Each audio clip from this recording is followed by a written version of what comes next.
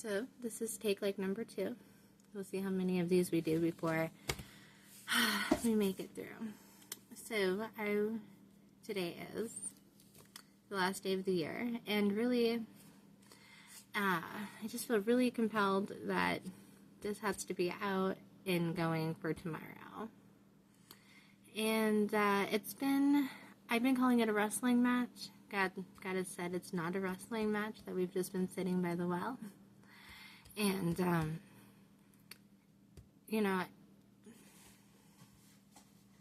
it's been like a really weird few years for me. I can't even really get into all that. And I know that that's really coming, that God's going to make me talk more about what He's been teaching me over the last few years. But this video is very much different. This is just... video is going to mostly kind of be about Trump. But it's not about... it's not supposed to really be about Trump as much as just a message for the people. I'm not sure that we're seeing this very good. And I'm very concerned that we've been so good at, like, cleaning out other people's houses that we're not really seeing what's spilling out of our own. So, basically, like, God called me into a public political space in 2021, 2022, and in a very pro-Trump way. Like, I'm not, like, somebody who's got, like, Trump derangement syndrome, whatever, TDS, or anything. Like, I have quite a bit invested in helping him in my local area, and not really helping him, but like promoting him, being a fan. I don't know. I don't even call it with politics. Are we just fans at this point? Become like a serious spectator sport. But basically, I've been telling the Lord that I didn't really want to make this video, and I'm just gonna complain through it. Because that's just where I'm at. I'm going to do it, but I'm going to complain. And, like, really, it started, like, God just keeps bringing me back to Moses. Moses was like, who am I to go to Pharaoh? And God was like, I'm going to go with you. He didn't even answer Moses' question about who Moses was. And then he was like, okay, well, say I go, and, like, the people aren't going to believe me. And God was like, just go. Tell them I am sent you. Go. And then he brings me to Jeremiah. And with Jeremiah, it's great because when God approaches Jeremiah, he tells Jeremiah, like, this is who you are. I knew you before I formed you, and I set you apart to be a prophet before the nations. And Jeremiah's like, too young. And God, like, it's almost like he gets stern. He's like, Jeremiah, you are going to go where I send you, and you're going to speak what I tell you to speak, and you are not going to be afraid of them, and I'm going to deliver you. And I keep asking God, like, when does, like, the I'm not going to be afraid part kicks in? And then he always brings me right into Ezekiel, Basically, by the time you get to Ezekiel, God doesn't really care if they're going to listen, right? God is like, listen, you have to say what I tell you to say. And if you don't, and they're plundered, or whatever, then it's on you. But if you go and speak to them, and they don't listen, and they reject it, and whatever happens, then they've taken their head into their own hands. And in that day, they will know that a true prophet has been among them. And this is kind of where me and God have been really wrestling a lot, even though he says we're just sitting by the well. And a lot of that comes from me just trying to tell God the rules. Like, God, there's rules. When I was running for office, we talked a lot about the rules. When this last time when the Lord started talking to me about ministry after this last race, when I ran the 108 as the Libertarian candidate, and he started putting ministry in my heart. And for me, I'm like, yes, women's ministry. I got really inspired about JL. And then the Lord was like, okay, fine, you can go do that, but you're going to teach about the women that I use. And really, I was like, in my head, going to teach everybody else about how God can use anybody any way he wants to. But really, God was just reaffirming to me that he can use me however he wants to. And as much as I am trying to stay in the rules and Like, I really want to do women's ministry because I feel like that's where I should be, with women. But I do know that the Lord wants me to stay in politics and ministry and bring policy and prophecy together. And not just for women. That would make no sense. It's needed for everybody. And so even when I guess I'll show you my best friend made me this shirt. I don't even know if it's reading backwards for you guys, but it says, God is still writing your story. Stop trying to steal the pen. Wore it on purpose because I am constantly trying to wrestle God for the pen. And the pen is huge. Like, I'm not even strong enough to pick God's pen up. I don't even, like, what would I even do with it if he ever tried to hand it to me? But, so I've been wrestling about all of this. And so when I was transitioning out of, well, I was hoping to be transitioning out of politics, right? Like, when the Lord started talking to me about ministry, very heavily here, I was like, yay, we're done with politics. And he was like, you're not done with politics. I'm like, no, thank you so much for letting me be done with politics. But he said no. So, let's talk about politics and prophecy and policy and presidents. I don't even know where to start other than just to get into it. I mean, it's just going to be a lot of stuff. Like, the very first thing I have on my page is, it just says Trump, and I don't even want to do it. Lord, like, just cut it out. Like, just cut the video out if I've misunderstood you in any way. Alright. A lot of the people who I would call, like, freedom fighters, people who, at least, like, who I've got to experience, who I know genuinely care about freedom, genuinely care about what's happening, has very much mostly missed what is happening. So, this page says Trump's vaccine. And you probably haven't really heard it ever called Trump's vaccine, but Trump calls it Trump's vaccine. He is so proud of this thing. He genuinely is proud of it. But let's just talk about it, okay? Trump is the one who said, like, Project Warp Speed needed to be a thing. Trump removed the reliability from the big pharma and the vaccine companies for injury, death, or illness. Trump took your tax dollars and gave them to these companies to create this vaccine. Trump took your tax dollars and purchased the vaccine that you paid to create. Trump did everything for the vaccine but mandate it, and he wasn't in office. And when he was asked about Joe Biden's mandating the vaccine, Donald Trump said that he wouldn't have to mandate it because the people listened to him. He didn't say that it was a good thing or a bad thing. He just went on to explain that he could just tell the people to do it and then they would obey. And he should have just been the president and then nobody would need to be mandated. So, even right now, right? We know the vaccine needs like 500 boosters. It's not successful. Honest doctors would jump in front of a bus before they would want you to take this thing. We know that children are having heart attacks and heart issues, and athletes are just dropping dead. Trump is still promoting this vaccine.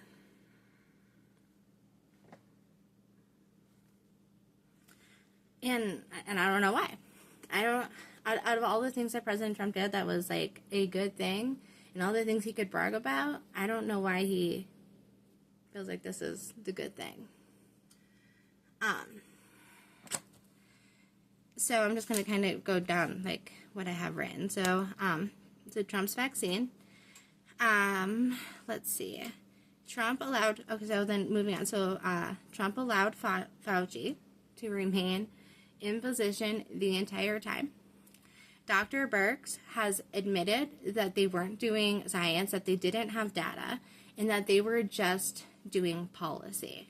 So there was nothing being shown to anybody, not to the president, not to Governor Whitmore, not to anybody. It didn't exist. So then it goes on to just kind of ask, like, why are we still blaming the majority of the vaccine on the Democrats when everything happened under Donald Trump other than the mandation? And I'm not justifying the mandation, but I am arguing that this is a uniparty, and this falls kind of right into line with that. Let's see. I don't know what's on the next page. One thing that, if you're looking for the uniparty, we were told that President Obama would be a gun grabber, but it was Donald Trump who wrote, who signed early on in his first term to infringe on your Second Amendment. You were told that Trump would, in his first term, round people up and deport them, but we know that Obama was the deporter-in-chief. You were told that President Trump participated in a quid pro quo, but we know that Joe Biden did the quid pro quo. Do you get the picture? And now we're blaming all of this vaccine stuff on the Democrats, even though all they've done is promote Donald Trump's work.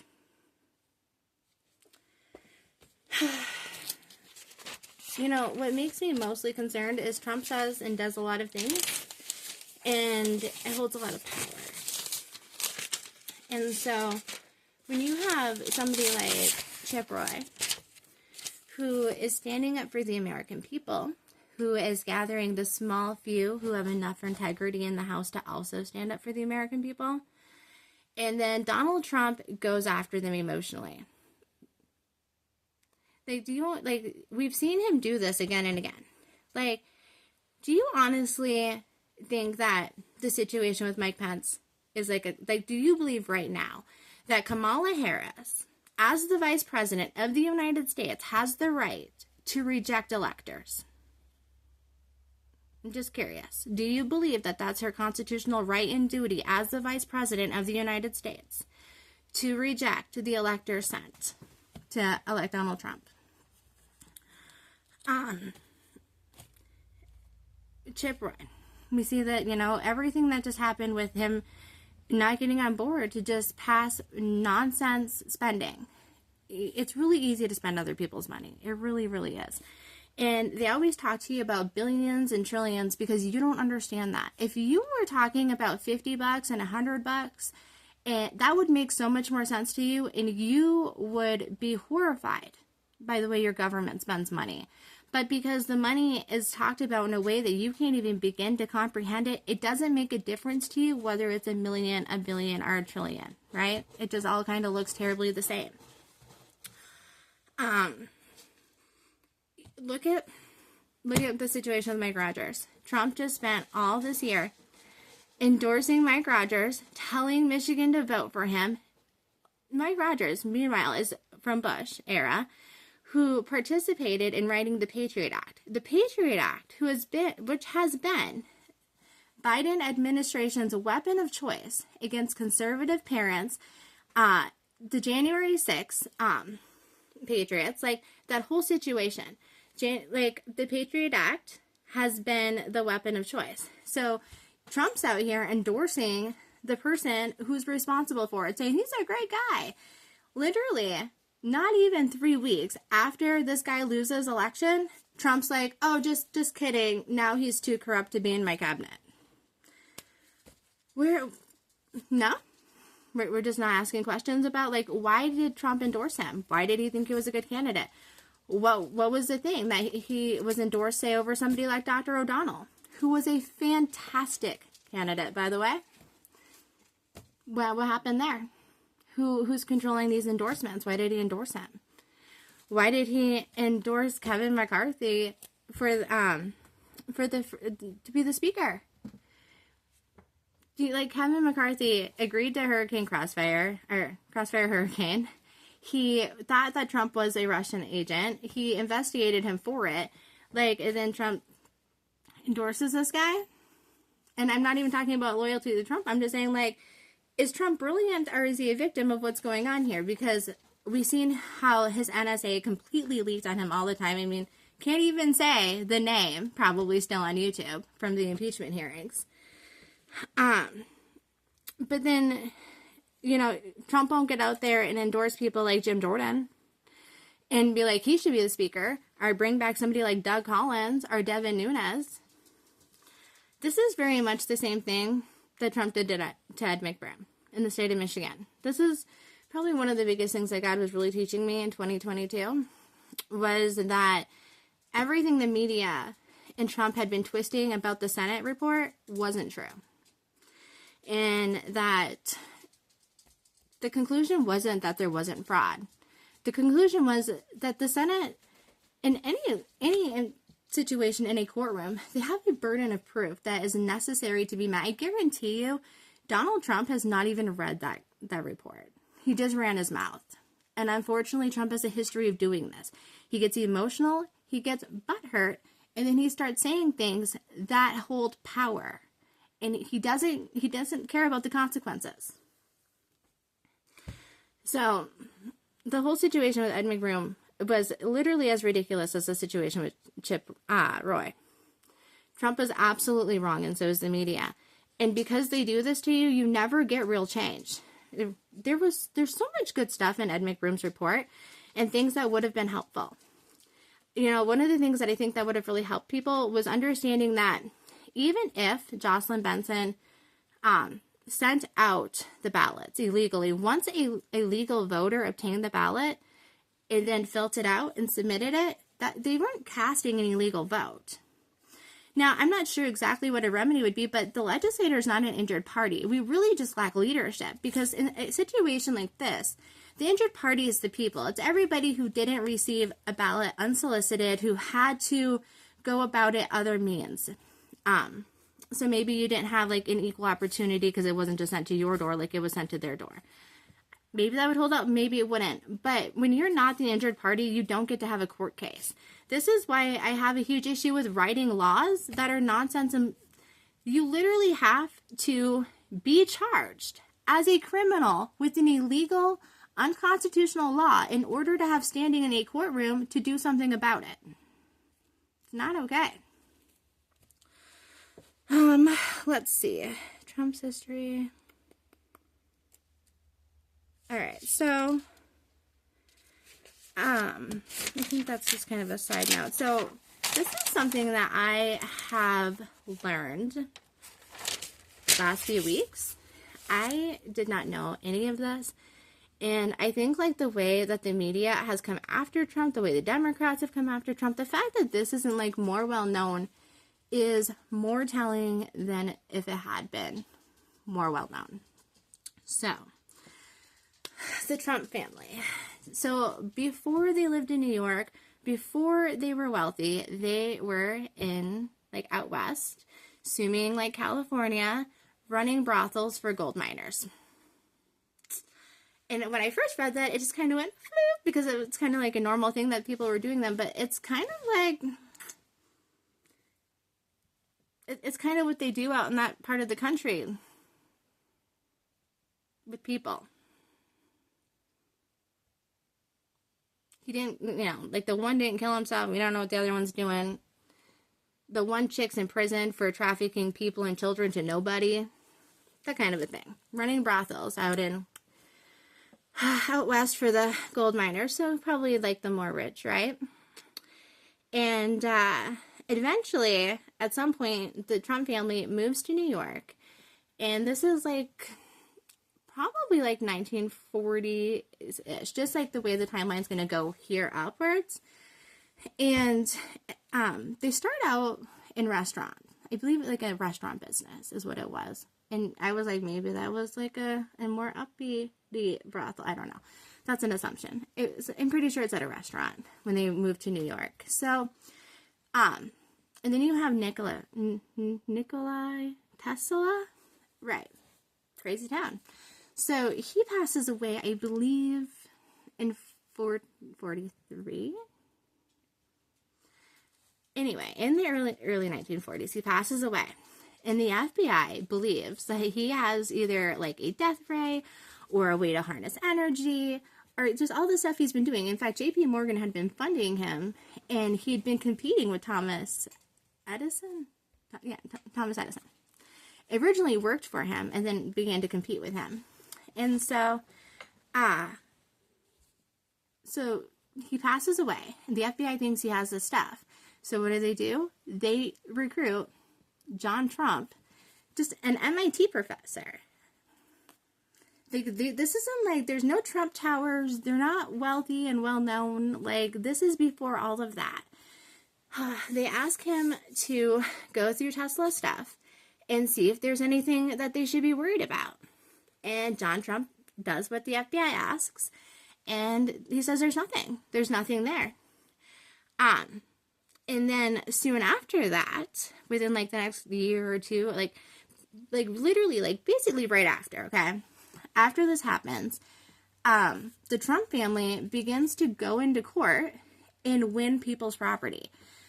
Like, I know that's not how it's written. It's just as like these court deeds, but I mean, they belong to somebody. So I don't know what they were doing. Like, they were taking people to court for their stuff, and they were winning. And so they began to win these deeds. And along with that, the United States Congress started passing federal housing loans, the FHA loans. Weird. And that's how the Trump family began building all their buildings and their Trump Tower. So weird. And then when World War II kicked off, they got a lot more money because they like upped the grants and upped the loans and all the stuff. So even more money was going into the Trump Building Fund. And then eventually all that FHA money and loans from taxpayer money turned into the Trump Organization that you're seeing now. It's incredible. Let's see let me look at the list here.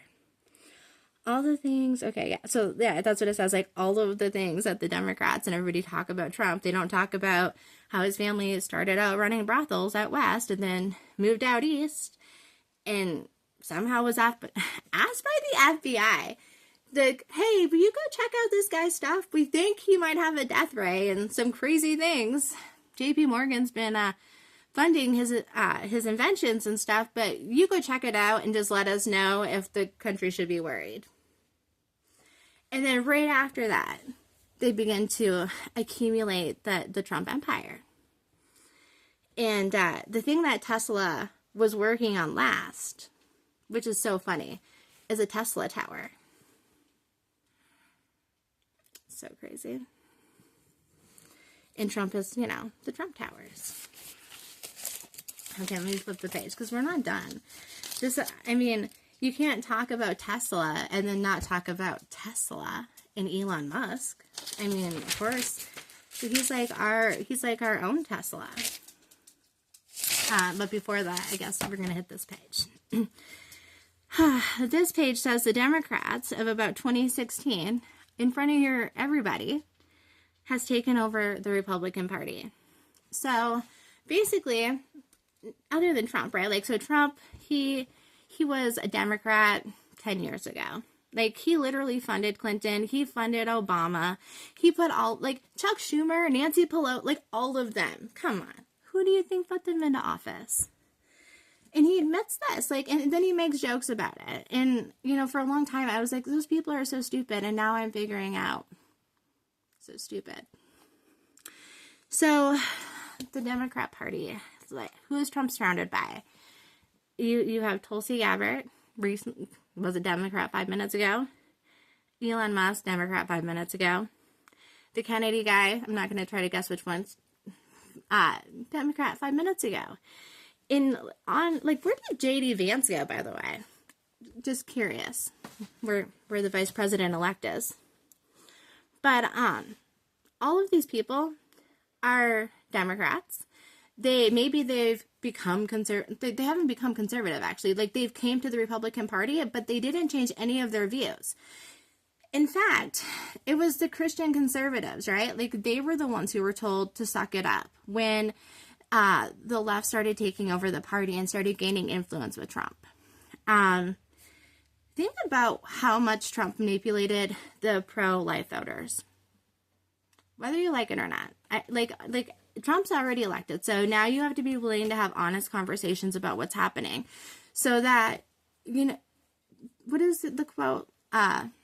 Absolute power absolutely corrupts, or like, there's no way around it. Trump's not special.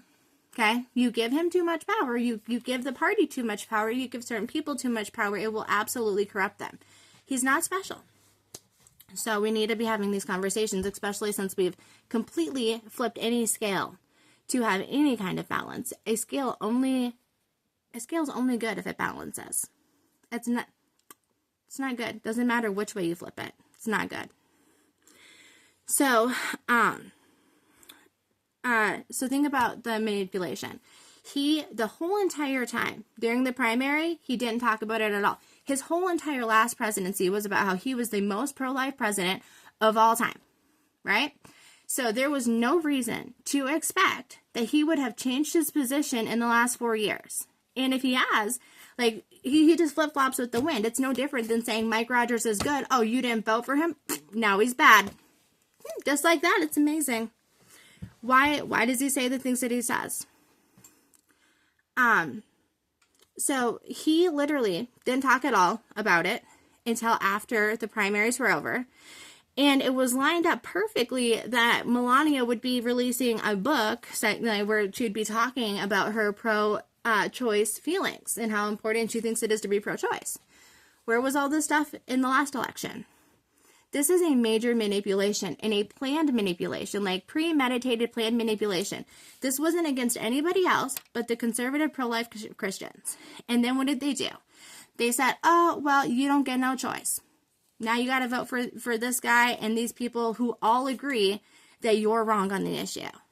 None of these people, not Tulsi, not Elon, not the Kennedy dude, none of them have been like, I was wrong as a liberal. I was wrong about, I've changed my ways, and that's not happened. They didn't come here on this side of the aisle with Donald Trump because they had a change of heart or a change of mind. It was because the radical party kicked them out, took away their power. And so they came here and harnessed yours. I know, it's a lot. And we've been through a lot. So, that kitty scared me. Let's see, is it going to come up in the camera? Let's see. So, yeah, it was so deceptive that they had a book and everything ready to go for it. Planned to lie to you the entire time. Yeah, and then everybody with them, everybody around them, everybody knew about it for months. When you write a book, it's a pretty big deal. There's a lot of people involved. I mean, everybody knew they were going to lie to you about this. And everybody was like, it's a worthy lie. Isn't that crazy? It's good that he lies to you. All right. And now for the fun stuff. Actually, it's all been fun, right? Having a great time. So, Trump and Elon. I mean, there's no denying that there's something very buddyish going on and whatever. I think it's really great if people want to get together for good reasons and good causes, and like everything I'm saying doesn't disarm or like dismantle anything good or positive that is coming from any of these people, because it's not all bad. And none of this is even to say like this person's bad or any of that. It's just because you need to be more aware and you need to be thinking more critically. And I know this because whoever does watch it, if you've made it this far and you're not angry by now, like high five to you, because this is going to make people mad, which is why I don't want to do it. It's not because I want to make people mad. It's just, you can't talk about Trump. Come on, let's get real. But it's not a cult. He's not a small G God. He's got towers and idols and stuff erected for him everywhere. Even in the UP. Don't do that for God. Did it for Trump. So, hello, Mr. Kitty. We've got a few of these guys. Excuse you, Charlie. So, this is kind of where we're at. So, we know everything that's going on with the drones, everything that's been going on with space or not with space, the orbs, whatever that is. Okay, so let's just get down to it. So one thing I've been hearing conservatives say is like, oh, blame the Democrats. It's their fault, and they're planning this whole thing. And oh, look at, they just revealed, aliens to us, but like they didn't. So John Ratcliffe and Donald Trump in 2018 and 2019, they revealed the aliens to you, actually. And they didn't just reveal aliens to you, but then Donald Trump created this private branch of the military called Space Force to fight them. So, like, what does Trump know? That he's just not telling everybody? Like, he literally created a whole entire military branch because of what he knows is top secret information. And that's what they told us all during COVID, too, by the way. It's top secret information. It's their special science and data to ruin your life. Lord help me. I'm not being very nice. So Trump did Space Force. He had, NASA's just a liar. And honestly, like, if you are a Bible believing Christian, you have to have realized at some point that what NASA says and what God says they're irreconcilably different.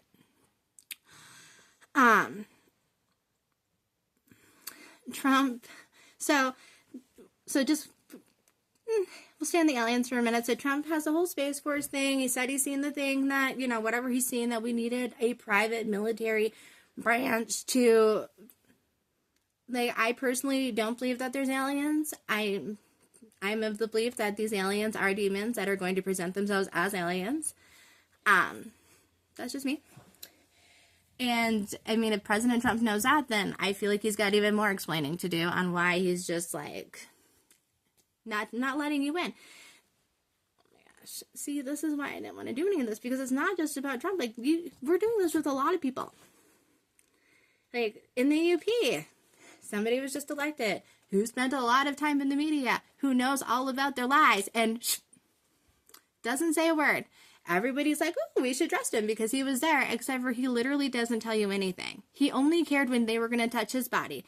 The whole time they yelled or lied and said they wanted to touch your body, he was cool with it. When they wanted to touch your body, then he was like, or his body, he was like, no. So, and even now, oh, my son, probably waking him up, getting all sassy.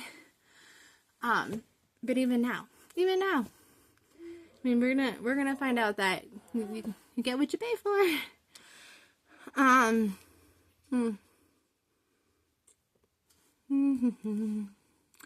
So then you have Trump and you have Elon. So Elon has like his internet service, and I always forget what it's called, and even right now I can't think what it's called. And then he has SpaceX, where he's like going to space, sending rockets to space, doing all the things. His brother is the like the largest owner of like entertainment drones in the world. So that's interesting. He does like the Olympics and Super Bowls and stuff like that. I just think it's way too much of a coincidence that like all of these things are happening and they just nothing. Like the people who we're supposed to be able to trust, who are actually supposed to be leading us and guiding us through it, because they're the ones who, are claiming that they're willing to tell you the truth, and they're not the ones manipulating you. I think the day that I got really concerned was the day that Joe Biden put on the Trump hat. He stepped down from office. He stepped down from running for office. I'm not sure who's been running the office. That's a whole other thing. Like, clearly, God has got this thing on autopilot. And he, think about how much time you've spent in the throne room since Joe Biden's been president. God cares a lot less about your comfort and much more about getting you called into the room. So, anyway, the day that Joe Biden put on the Trump hat and everybody went, oh, he's so stupid, I was like, no, I think you're so stupid. Not like literally you, but just in general. Like, Trump gets elected and we're not going to investigate Hillary or any of the crimes against humanity or any of the things that they've done. Bygones are going to be bygones. And then all of the stuff with Biden. And now And now Trump, once again, we're same song and dance. Oh no, we're just not going to investigate, all these people who are committing these terrible crimes against humanity. And then you have Trump, who's like, by the way, we're going to put the military in the streets, but don't worry, American people, it's for the immigrants. Please, you guys, do not get on board with this. Do not get on board with this. Do not get on board with this. Do not do it. You will be very sorry. Do not get on board with this. Don't do it. So you have Donald Trump, who was, okay, I guess maybe we should approach this the other way. Anytime I have seen Hillary Whitmore, just name any woman, put a purple anything on, and get in front of the country, they're like, Babylonian whore, Revelation 17, oh, it just must be. But Trump literally gets shot in the head, doesn't die, and nobody's talking about, dang cats, nobody's talking about Revelations 13. That's not of interest. It's not that grandiose to go put something purple on. Sometimes I think they wear it because they're just trying to be it.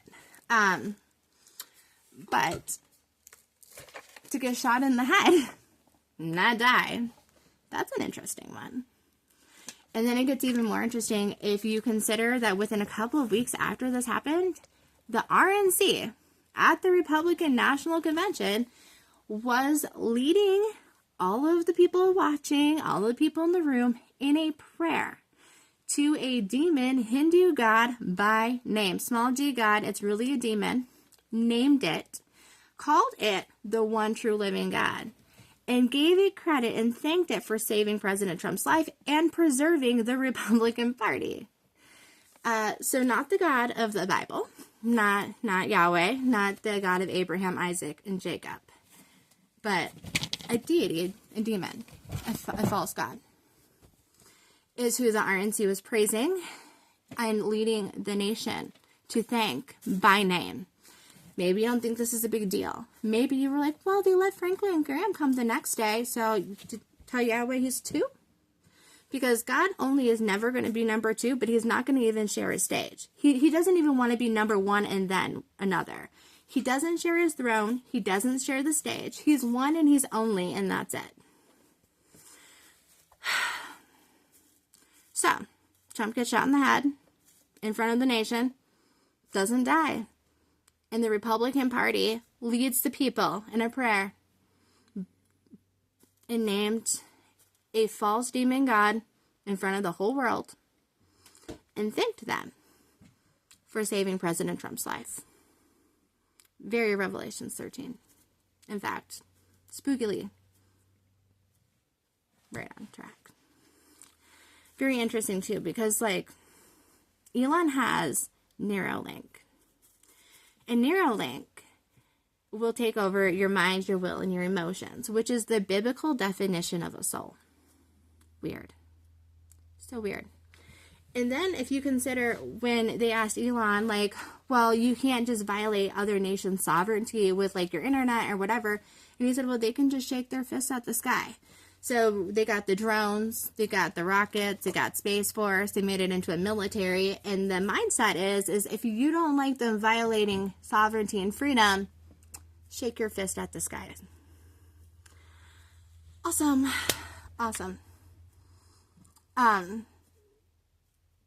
The worst thing you can do is come into agreement with any of this.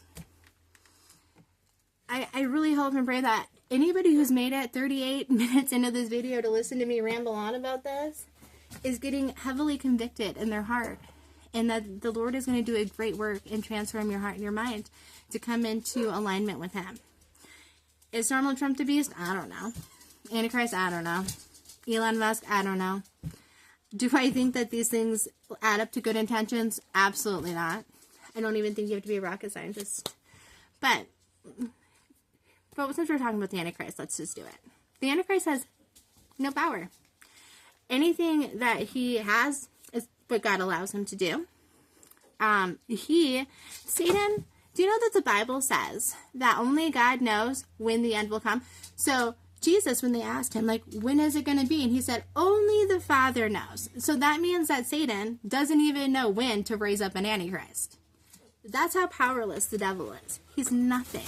And neither is any power of this world. It's absolutely nothing.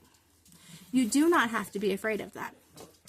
You do have to come out of them. You do have to separate yourself. You do have to repent. You do have to move. The time is coming. The Lord is coming. You are going to have to choose who you're going to serve. When we were coming into this election, I voted for Donald Trump. And part of that was from a worldly perspective of, like, obviously it's just the better choice. But the other part of it is because God and I spent a lot of time talking about Jeremiah 27. And Jeremiah 27 is basically just that. Make a yoke. I'm sending you, like, I'm handing you over to your own nonsense. I'm going to give you over to yourself, and it's going to be captivity, and it's going to suck, and you're not going to come out until I come and get you. So anybody who lies to you in the meantime and says that it's not going to be like this, like, I think Ananias came in at one point and was like, God changed his mind, and now we're going to get delivered, and God killed him. He was like, don't mess with my prophecy, and don't lie to my people. So when we were coming in on this election, the Lord and I spent time in Jeremiah 27, but also 1 Samuel 8. And I talked about this a lot going before the election, that 1 Samuel 8 is God, first of all, comforting Samuel and saying that the people are not rejecting you. They're rejecting me. And the people had asked for a king. They said that they needed somebody who would protect them and provide for them, just like the other nations. They wanted to be like the other nations and be led by a man instead of by God. And, you know, God told Samuel, like, go tell the people. It'd be terrible. He's going to tax them. He's going to take their kids. He's going to take their stuff. He's going to rule over them harshly and basically enslave them. And Samuel told the people, and they just were like, no, we still want it because, you know, we want to be like the world. And God honored that. And God said, okay, make Saul the king.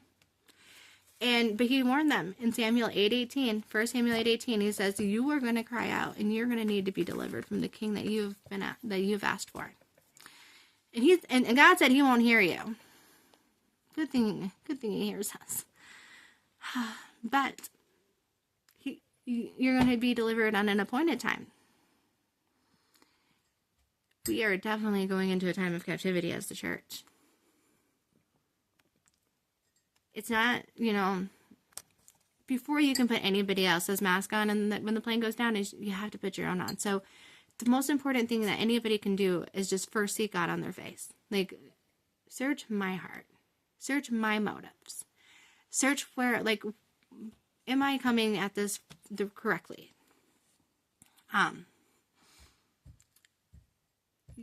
You have to repent. Like, it's wonderful when we can win souls for the Lord and all that great stuff, but first you have to repent. You have to be set apart. You have to spend the time with God. And until you're willing to do that, you can't even help anybody else. I think our generation is so confused. One, I think we're just confused about stuff. Like, we read the book of Revelations and we think we're going to find the bad guy. But the bad guy is the good guy. The bad guy in Revelations appears as the good guy, as the hero. He's going to deceive the whole world. The whole world. Not just like the nation or a nation. He's going to deceive the entire world. And mostly the church. And God says only a few aren't going to be deceived. And the thing about deception is you don't know you're being deceived. Pray and pray and pray for discernment. Pray and pray and pray to be a part of the remnant. Everybody's story is already written. Ask the Lord to reveal your story to you. That's what the wrestling match always is. At least for me. Even like how I started saying, like, going to God and being like, I don't think I should be the one to do this. And then him reminding me of Moses. And Moses was like, who am I that I should go? Or when I'm like, or when, you know, God starts telling me, like, well, before you got here, I already knew you and I already ordained you to do this thing. And then I'm like, oh no, I'm too whatever. And God's like, no, you're going to do it. Like, this is these are encounters that should become very normal with God as we are fulfilling Matthew 28:19. Oh, I don't know. The dogs are getting rambunctious. I think it's like the garbage truck went up the road. Hold on.